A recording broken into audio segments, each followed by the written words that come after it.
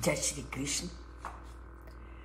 श्री कृष्ण भक्ति के मार्ग के साथ साथ अपने भक्त का भी वर्णन करते हैं और ये कहते हैं कि मुझे कौन से भक्त बहुत प्रिय है। और कल उन्होंने भक्त के कुछ गुणों का वर्णन किया और कहा कि मुझे वो भक्त सबसे प्रिय है जो कभी किसी के प्रति द्वेष और ईर्ष्या की भावना नहीं रखता और जो इस धरती पर विद्यमान सभी लोगों के साथ मित्रतापूर्ण व्यवहार करता है और जो अपने अंदर दया की भावना को रखता है और किसी के साथ कठोरतापूर्ण व्यवहार नहीं करता और इसके साथ साथ चाहे दुख मिले या सुख मिले वो हर परिस्थिति को एक ही नजर से देखता है। तो जिसमें ये सब गुण हैं वो मुझे सबसे प्रिय है और वही मेरा प्रिय भक्त है। और आज उसी भक्त के गुणों का और अधिक वर्णन करते हुए वो कहते हैं कि भक्त में इन गुणों के साथ साथ कुछ और गुणों का होना भी जरूरी है। और वो क्या है? वो है संतुष्टः सतत योगी यत आत्मा दृढ़ निश्चयः मयि अर्पित मनोबुद्धि मद भक्ता सामे प्रिया। उन गुणों के साथ साथ वो और क्या कहते हैं? वो कहते हैं कि वही मेरा सबसे बड़ा भक्त है जो हमेशा संतुष्ट रहता है और जो योगी है।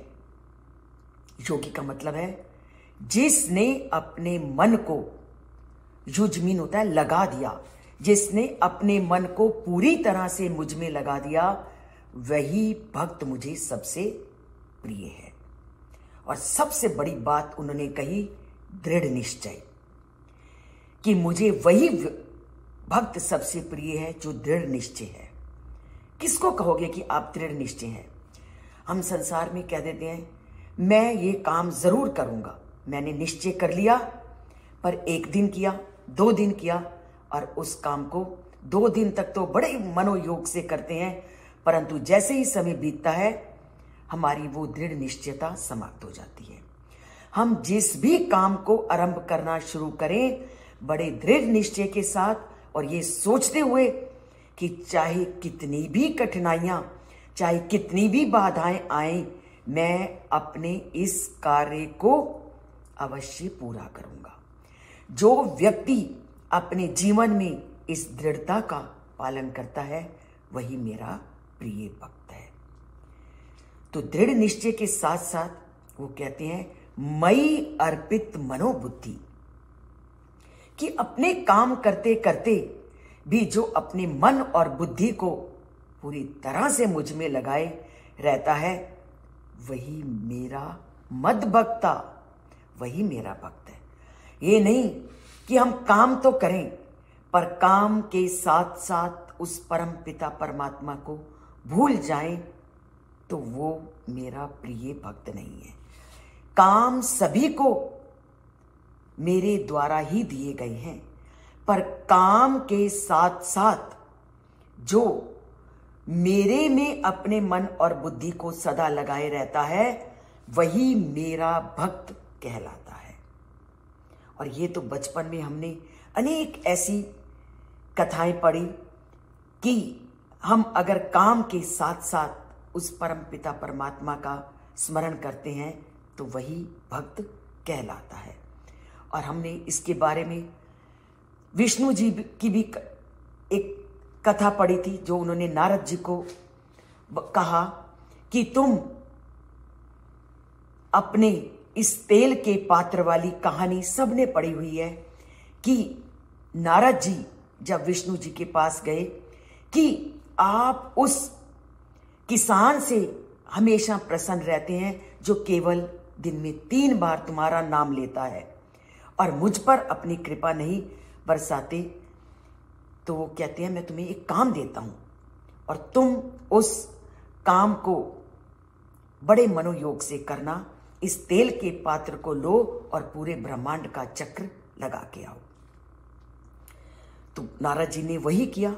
वो उस तेल को पात्र लेकर के गए और उन्होंने ये भी शर्त रखी कि इस तेल की एक भी बूंद गिरनी नहीं चाहिए। और नारद जी पूरे मनोयोग से विष्णु जी का वो काम करने के लिए तैयार हुए और उस पात्र को लेकर के वो ब्रह्मांड का चक्र लगाने चल पड़े। और उनका एकमात्र ध्यान का क्या था कि तेल की बूंद गिरनी नहीं चाहिए और उसी में वो लगे रहे। और ब्रह्मांड का चक्र लगा करके आए और विष्णु जी ने पूछा कि जब तुम ये काम कर रहे थे तो आपने मेरा कितनी बार नाम लिया? उन्होंने कहा मैं तो आपके काम में लगा हुआ था। विष्णु जी ने कहा सभी व्यक्ति अपने काम में लगे होते हैं, पर काम के साथ साथ जो मेरा स्मरण करता है वही मेरा भक्त कहलाता है। और ये किसान मुझे इसलिए प्रिय है कि वह अपने काम के साथ साथ हमेशा मुझे याद रखता है। तो काम सभी को उस परम पिता परमात्मा के द्वारा दिए गए होते हैं, पर काम के साथ साथ कभी उस परमात्मा को भूलना नहीं, तभी आप उसके प्रिय भक्त बनोगे। तो आज से मत कहना कि ये श्लोकों को सुनने का या पढ़ने का मुझे समय नहीं मिला। काम के साथ साथ उनका स्मरण करना भी उनकी एक भक्ति है और ये सभी काम उन्हीं के हैं। और भक्त बनना है तो काम के साथ साथ उनको स्मरण करना है। तो बनते हैं उस परम पिता परमात्मा के प्रिय भक्त और इस चैनल से जुड़कर उनको प्रतिदिन स्मरण करते हैं। और अगर सब्सक्राइब नहीं किया तो सब्सक्राइब करते हैं और प्रतिदिन चैनल को लाइक भी करते हैं, और जिससे हम उनके प्रिय भक्त बन सके। जय श्री कृष्ण।